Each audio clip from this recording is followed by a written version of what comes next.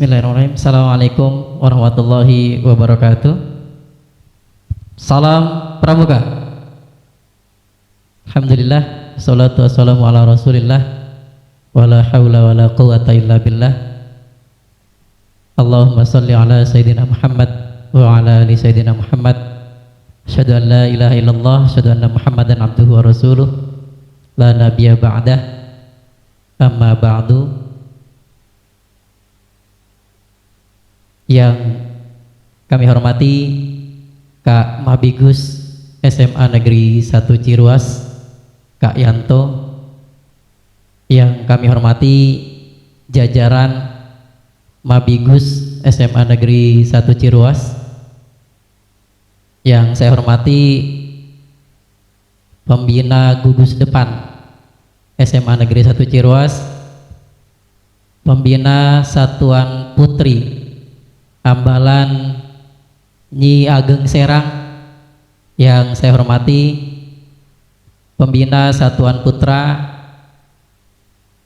Ambalan Pangeran Aryadillah yang saya hormati, serta kakak-kakak Dewan Ambalan Pangeran Aryadillah dan Nyi Ageng Serang yang saya banggakan, yang alhamdulillah hari ini sudah bisa melaksanakan kegiatan yang sebelumnya sudah direncanakan, serta kakak-kakak peserta masa orientasi kepramukaan tahun 2021. Mudah-mudahan kakak-kakak hari ini dalam kondisi sehat walafiat. Amin ya rabbal alamin. Puji syukur mari kita panjatkan kehadirat Allah Subhanahu wa taala. Hari ini dengan kondisi kita pada saat ini, Allah masih memberikan kesempatan kepada kita untuk senantiasa meningkatkan kualitas keilmuan, baik di bidang kepramukaan dan insya Allah di bidang lainnya. Salawat beserta salam semoga Allah senantiasa limpah curahkan kepada baginda alam, junjungan kita bersama, Habibina wa Syafiina wa Maulana Muhammadin sallallahu alaihi wasallam. Sebelum kakak menyimak beberapa penyampaian yang akan saya sampaikan, izin memperkenalkan diri. Nama Kak Ana Miftahuddin, keseharian sebagai pengajar, kemudian alamat di Pesanggerahan Walantaka, dan insya Allah untuk kali ini kakak diamanahi untuk menjadi pembantu pembina di Ambalan Pangeran Aryadillah dan Nyi Ageng Serang. Sepertinya sudah hampir 4-5 tahun sebagai pembantu pembina di Ambalan ini. Kemudian kakak yang saya hormati peserta masa orientasi kepramukaan tahun 2021, saya diamanati untuk menyampaikan materi terkait dengan kepenegakan yang mungkin kakak-kakak sekalian ini hal yang baru, hal yang pertama kali ditemui terutama di jenjang pendidikan menengah atas. Yang sebelumnya kakak-kakak yang sudah pernah merasakan ikut kegiatan kepramukaan di tingkat sebelumnya, baik itu di SMP ataupun di MTS, ini sebetulnya hal yang baru. Kenapa? Karena kita kembali bahwa golongan kepramukaan yang kita ketahui itu yang pertama ada yang namanya pramuka siaga, yang selanjutnya ada pramuka penggalang. Pramuka siaga dan penggalang ini sudah kakak-kakak lewati seharusnya, dan ini di kegiatan masa orientasi kepramukaan di Ambalan SMA Negeri 1 Ciruas ini akan dikenalkan pada tahapan yang ketiga, yaitu penegak. Dan muncul pertanyaan, apa itu penegak? Ya, penegak itu adalah bagian kecil dari golongan kepramukaan. Kalau kita lihat dari segi usia, penegak itu adalah anggota pramuka yang berusia dari 16 tahun sampai dengan 20 tahun. Itu berdasarkan penggolongan kepramukaan yang didasari atas usia. Jadi kakak-kakak sekalian yang berusia 16 sampai dengan 20 tahun ini masih dikatakan sebagai pramuka penegak. Terdapat filosofi yang perlu kita ambil, bahwa tidak dipungkiri kemerdekaan ini adalah hasil dari perjuangan pahlawan kita terdahulu. Artinya setiap organisasi yang ada di Indonesia ini akan berdasarkan pada filosofi-filosofi yang muncul dan berkembang pada zaman kemerdekaan, termasuk salah satunya kepenegakan. Kenapa golongan ketiga ini dikatakan sebagai penegak? Karena kita pahami bahwa penegak ini kata dasarnya tegak. Artinya ada filosofi yang diambil oleh pencetus kata penegak ini berdasarkan tahun kemerdekaan. Pada tanggal 17 Agustus 1945 itu merupakan tonggak sejarah tegaknya persatuan dan kesatuan Republik Indonesia, yang artinya ini menjadi tanggal filosofi dari seorang penegak yang mampu menegakkan kesatuan dan persatuan seluruh bangsa Indonesia. Kakak yang saya banggakan, peserta masa orientasi kepramukaan tahun 2021, mudah-mudahan dengan pertemuan kita melalui via online tidak mengurangi rasa silaturahim kita dengan kakak yang ada di rumah sana. Yang selanjutnya, kalau nanti kakak-kakak sudah berada dalam lingkungan kepenegakan, ada beberapa kegiatan yang nanti akan kakak-kakak ikuti, layaknya kakak-kakak mengikuti kegiatan penggalang. Ada perkemahan, ada juga Dian Pinru untuk yang di Penggalang, ada juga jambore baik tingkat cabang sampai tingkat nasional. Nah, ada apa saja kegiatan yang akan nanti kakak-kakak lakukan di kepenegakan, di penegak? Ini prinsipnya, prinsip kegiatan penegak itu yang pertama harus berkarakter, yang kedua dinamis, kemudian yang ketiga progresif, yang keempat menantang, dan ini yang paling penting, ini yang membedakan antara kegiatan penggalang dengan kegiatan penegak. Yang terakhir yaitu kegiatan penegak harus bermanfaat bagi diri dan masyarakat sekitarnya. Karena pada prinsipnya selalu saya tanamkan bahwa kegiatan penegak itu dari dan oleh penegak untuk masyarakat dan bangsa Indonesia.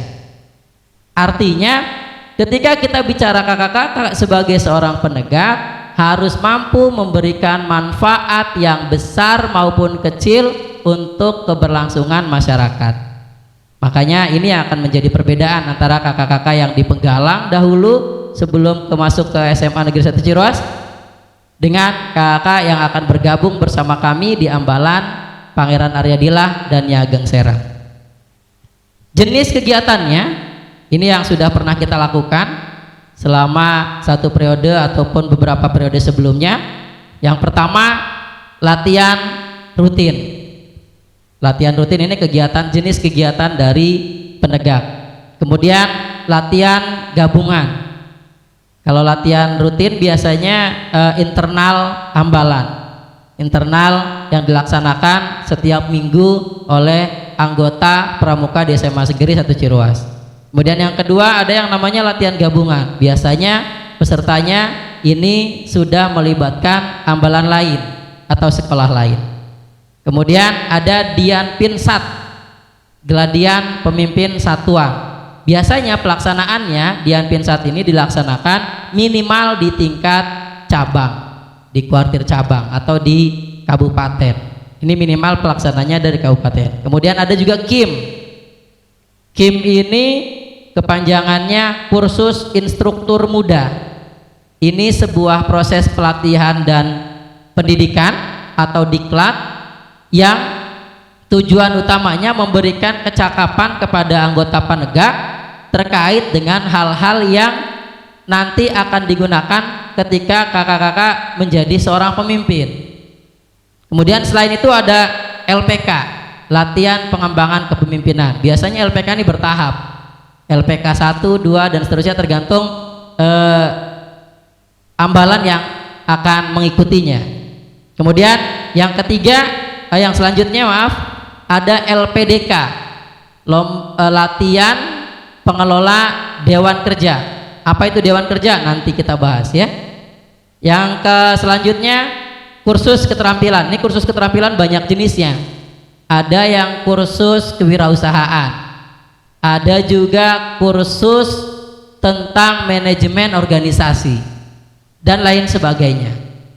Kemudian selanjutnya, jenis yang selanjutnya itu kemah bakti atau perkemahan wirakarya. Ini yang menjadi pembeda sekali lagi antara pramuka pegalang dan pramuka penegak. Kemah bakti atau perkemahan wirakarya ini menjadi tombak yang nanti akan bermanfaat untuk keberlangsungan masyarakat. Salah satunya PW ini, perkemahan wirakarya ini disingkatnya PW. Ya, macam-macam sekali PW. Ada PW di bidang pengembangan masyarakat, ada PW di bidang lainnya, gitu ya. Kemudian ada juga kegiatan Raimuna. Raimuna ini yang biasanya ditunggu-tunggu oleh kakak-kakak penegak karena kegiatannya lebih banyak pesta, lebih banyak pertemuan, meskipun ada sedikit baktinya. Kemudian yang terakhir ada sidang paripurna dan Rovermood. Rovermood ini kegiatan penegak di tingkat internasional. Kakak yang saya hormati, itu terkait dengan kegiatan dan jenis dari kegiatan pelaksanaan kepenegakan. Selanjutnya ada beberapa istilah yang nanti akan kakak-kakak gunakan ketika kakak-kakak bergabung dengan ambalan atau bergabung dengan pramuka penegak di SMA Negeri 1 Ciruas. Yang pertama ada namanya sangga.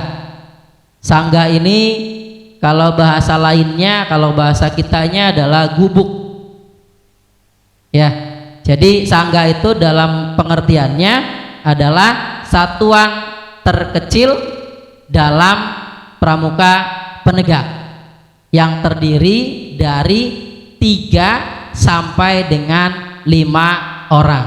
Karena kita tahu bahwa salah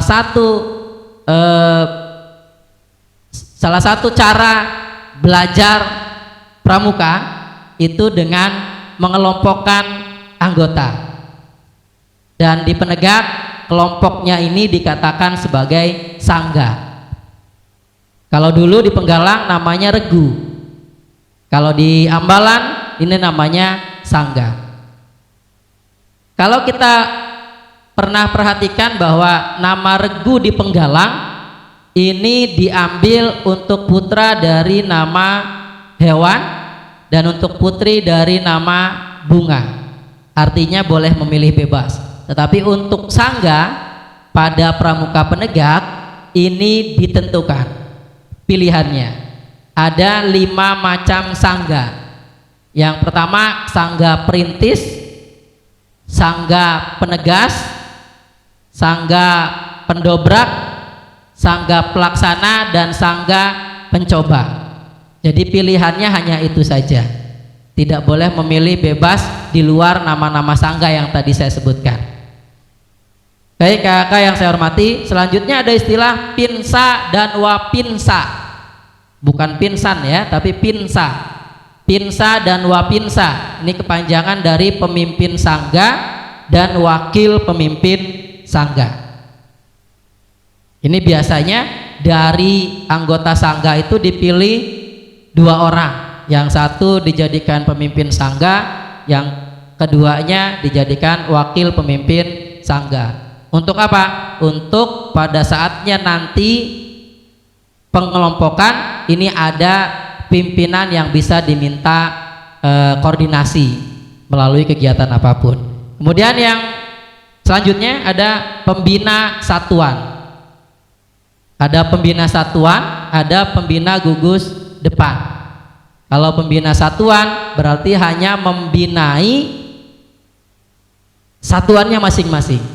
Makanya tadi di awal saya katakan ada pembina satuan putra dan pembina satuan putri. Karena prinsip kepramukaan dari mulai penggalang itu sudah dipisahkan antara satuan putra dan satuan putri. Kakak yang saya hormati, kemudian tadi sudah sempat beberapa kali saya sebutkan ada istilah ambalan penegak. Apa yang dimaksud dengan ambalan penegak? Ini adalah kumpulan terbesar atau kelompok terbesar dari anggota pramuka penegak, di mana jumlahnya ini antara maksimal 32 penegak. Jadi maksimal 32 penegak ini boleh membentuk satu ambalan. Kakak yang saya hormati, bicara tentang ambalan, ini memang dikatakan sebagai hampir mirip dikatakan dengan pangkalan gitu.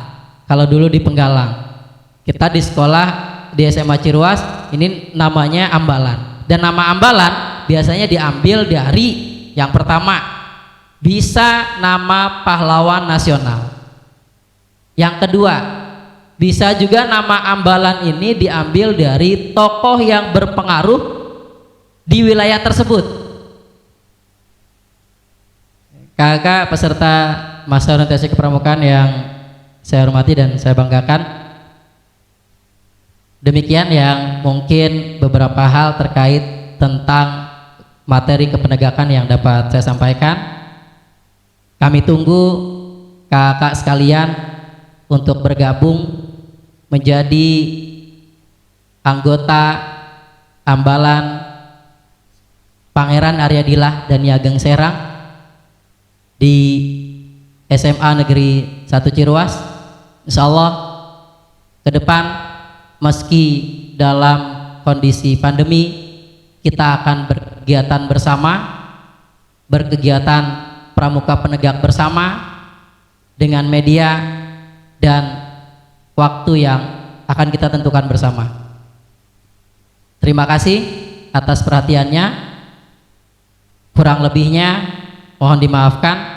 Billahi fi sabilil haq. Wassalamualaikum warahmatullahi wabarakatuh. Salam pramuka.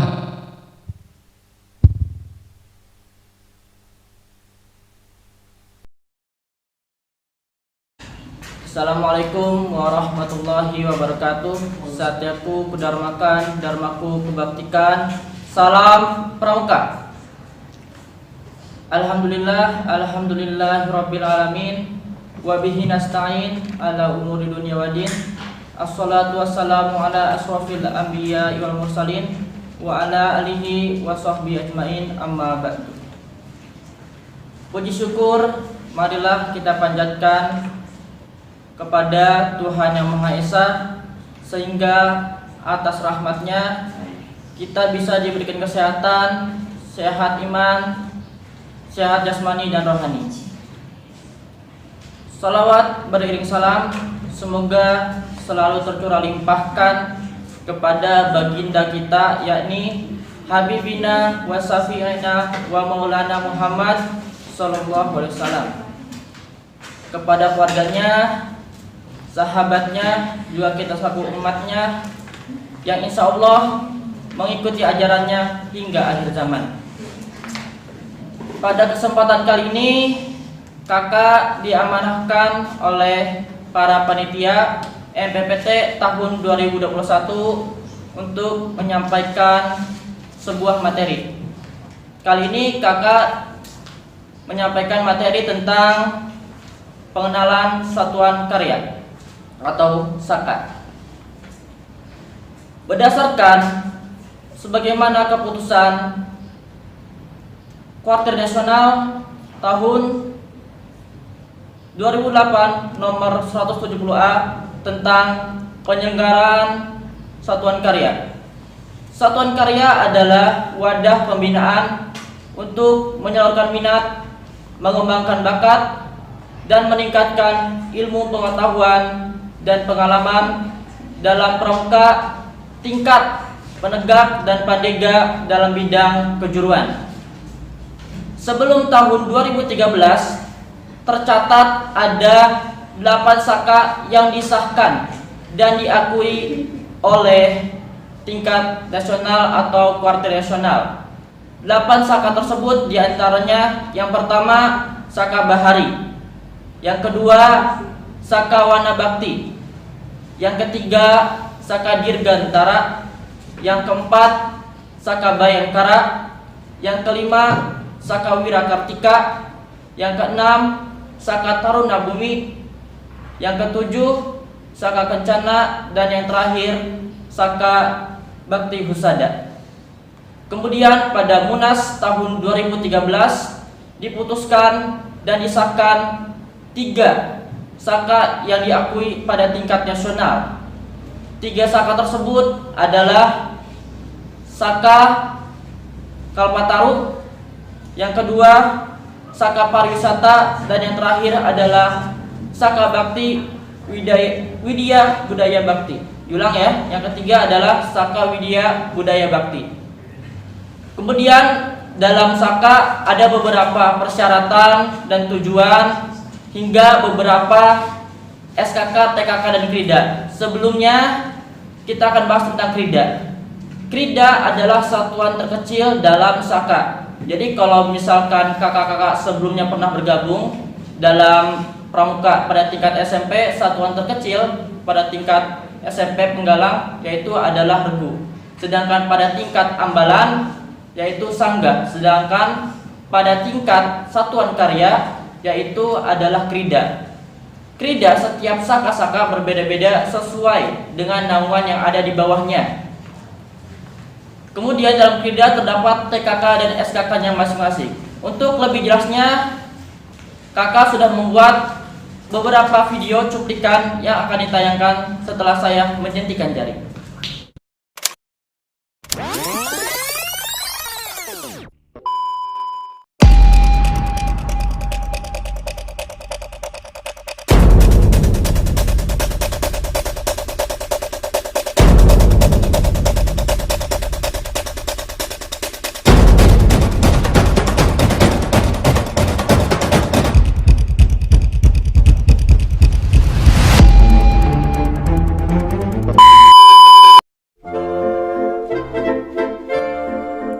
Ya baik, tadi teman-teman sudah mendengarkan dan melihat penjelasan yang telah saya sampaikan pada video sebelumnya.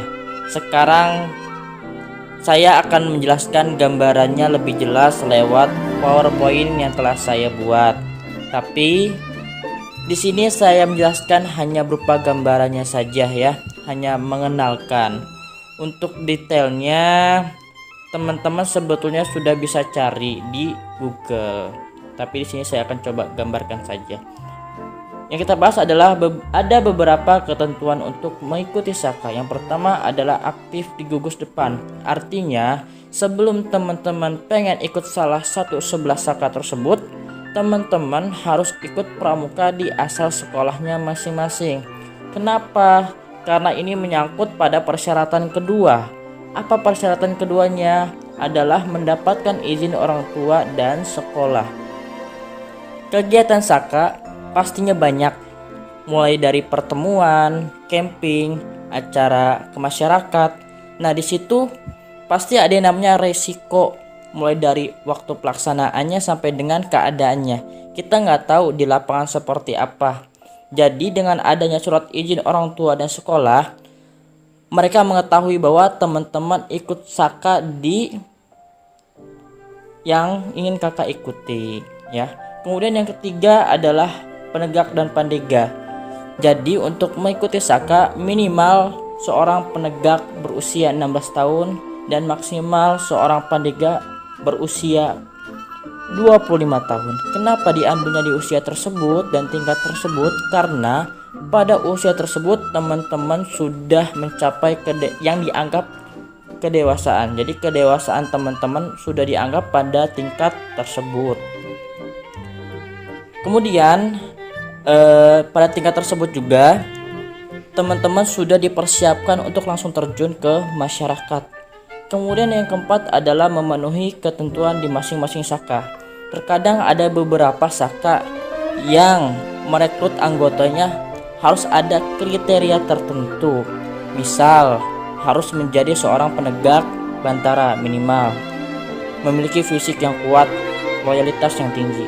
Nah, kemudian kita bahas dalam saka ada beberapa macam istilah, diantaranya krida, SKK, dan TKK.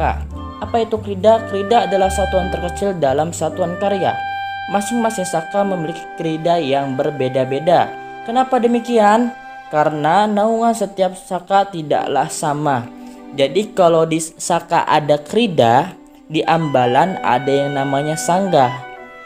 Kalau di tingkat penggalang ada yang namanya regu. Jadi krida itu sama aja, semacam kelompok, cuman dalam saka dia spesifikasinya lebih jelas gitu ya. Kemudian ada SKK dan TKK. SKK adalah syarat kecakapan khususnya, sedangkan TKK adalah tandanya. Jadi sebelum teman-teman mendapatkan sebuah badge yang biasa ditempel di baju itu, biasanya ada persyaratan-persyaratan tertentu yang harus dipenuhi. Dan setelah teman-teman memenuhi persyaratan tersebut, barulah teman-teman mendapatkan tanda bukti teman-teman telah melaksanakan syarat-syarat yang harus dipenuhi. Gitu ya. Untuk krida nanti setiap saka berbeda-beda. Kenapa? Sesuai dengan basic saka tersebut. Kemudian di saka Bayangkara. Saka Bayangkara berada di bawah naungan Polisi Republik Indonesia. Untuk kridanya ada ketertiban masyarakat, lantas, pencegahan dan penanggulangan bencana, tindakan pertama tempat kejadian perkara. Kemudian Saka Bahari berada di bawah naungan TNI Angkatan Laut. Untuk kridanya sumber daya bahari, jasa bahari, wisata bahari, dan reksa bahari. Selanjutnya adalah Saka Berencana. Pembinaannya bekerjasama dengan Badan Keluarga Berencana Nasional atau BKKBN. Untuk kridanya ada Bina Keluarga Berencana dan Kesehatan Reproduksi. Yang kedua, Bina Keluarga Sejahtera dan Pemberdayaan Keluarga. Yang ketiga, Advokasi dan Komunikasi Informasi Edukasi. Yang keempat, Bina Peran serta Masyarakat. Jadi untuk Saka Kencana ini mereka berorientasi kepada program pemerintah, yaitu tentang tingkat kelahiran di Indonesia, untuk khususnya untuk program KB ya, intinya mah KB BKB ya. Kemudian Saka Taruna Bumi, pembinaannya bekerjasama dengan Kementerian Pertanian, LIPI, Lembaga Hortikultura. Untuk kridanya ada pertanian dan tanaman pangan, pertanian tanaman perkebunan, perikanan, peternakan, dan pertanian tanaman hortikultura. Orientasi pada Saka Taruna Bumi yaitu pada kegiatan flora dan faunanya. Jadi mereka berhubung langsung dengan alam gitu ya. Kemudian ada Saka Wana Bakti. Pembinaannya bekerja sama dengan Kementerian Kehutanan, Perhutani, Lingkungan Hidup. Untuk kridanya ada Tatawana, Reksawana, Binawana, Gunawana. Kemudian ada Saka Kalpataru. Pembinaannya bekerja sama dengan Kementerian Kehutanan dan Lingkungan Hidup. Kridanya ada 3R, Reuse, Reduce, Recycle. Buang, diolah, dan gunakan kembali atau daur ulang. Kemudian yang kedua adalah perubahan iklim. Yang ketiga adalah konservasi keanekaragaman hayati. Jadi antara Saka Wana Bakti dan Saka Kalpataru bisa dilihat dari naungannya dan juga tidaknya keridanya sedikit berbeda, memang tidak jauh berbeda ya, sama-sama naungannya berada Kementerian Kehutanan.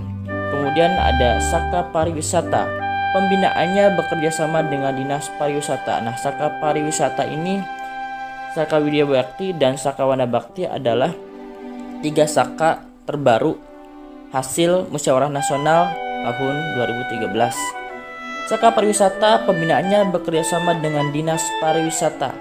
Keridanya ada 3, penyuluhan pariwisata, pemandu wisata, dan kuliner. Kemudian Saka Widya Budaya Bakti, pembinaannya bekerja sama dengan Dinas Pendidikan dan Kebudayaan. Untuk keridanya ada pendidikan masyarakat, anak usia dini, pendidikan kecakapan hidup, bina sejarah, bina seni dan film, bina nilai budaya, bina cagar budaya, dan museum. Untuk Saka Pariwisata, menurut saya adalah saka yang paling seru. Kenapa? Karena teman-teman di situ diajarin basic bagaimana cara storytelling, public speaking, dan juga bahasa asing. Bagaimana layaknya menjadi seorang pemandu wisata. Kemudian di Saka Widya Budaya Bakti, teman-teman yang suka seni cocok untuk masuk saka ini karena mereka belajar lebih dalam tentang seni, juga kebudayaan sejarah gitu ya. Baik, setelah Saka Pariwisata dan Saka Widya Budaya Bakti, terakhir yang akan kita bahas adalah Saka Wirakartika. Saka Wirakartika pembinaannya bekerja sama dengan Tentara Nasional Angkatan Darat. Untuk keridanya ada 5, kedua pioneering. Nah, untuk pioneering pasti teman-teman yang SMP-nya pernah atau sering latihan pasti udah gak asing dengan kata pioneering. Yang ketiga adalah mountaineering, yang keempat penanggulangan bencana, yang kelima adalah navigasi darat. Jadi untuk Saka Wirakartika ini karena naungannya berada di Tentara Nasional Angkatan Darat, basic-basicnya pun diajarkan tentang Tentara Nasional Angkatan Darat. Kemudian ada macam-macam kegiatan saka, ada macam-macam jenis kegiatan saka yang giat, yaitu giat rutin internal, eksternal, dan pertemuan antar saka. Kegiatan internal saka adalah latihan rutin, perkemahan, pelantikan anggota. Kegiatan eksternalnya ada bakti sosial, sosialisasi, dan yang ketiga adalah aksi kemanusiaan. Untuk pertemuan antar saka ada peran saka, perkemahan antar satuan karya, yang kedua pertisaka. Untuk kegiatan pertemuan antar saka, peran saka itu apa sih? Jadi perkemahan antar satuan karya, mulai dari judulnya, jadi di situ semua saka yang pernah disahkan akan berkumpul pada satu tempat. Untuk waktu pelaksanaannya biasanya pada tingkat nasional itu 5 tahun sekali. Kemudian untuk pertisaka, perkemahan bakti satuan karya, sama juga kayak peran saka, cuman bentuknya pertisaka ini adalah kegiatan bakti kepada masyarakat. Intinya kegiatan saka ini, saka-saka teman yang akan teman-teman ikuti, intinya dipersiapkan untuk teman-teman terjun kepada masyarakat, lebih banyak berorientasi kepada masyarakat.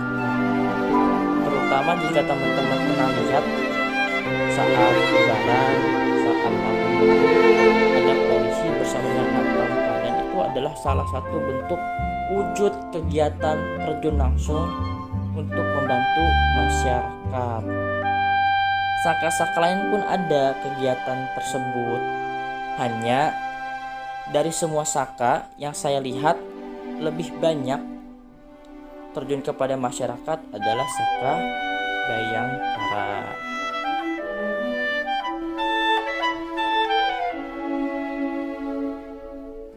Tadi sudah saya jelaskan berupa teori tentang kerida TKK-nya, takut belum paham. Nah, sekarang kita lihat gambarnya.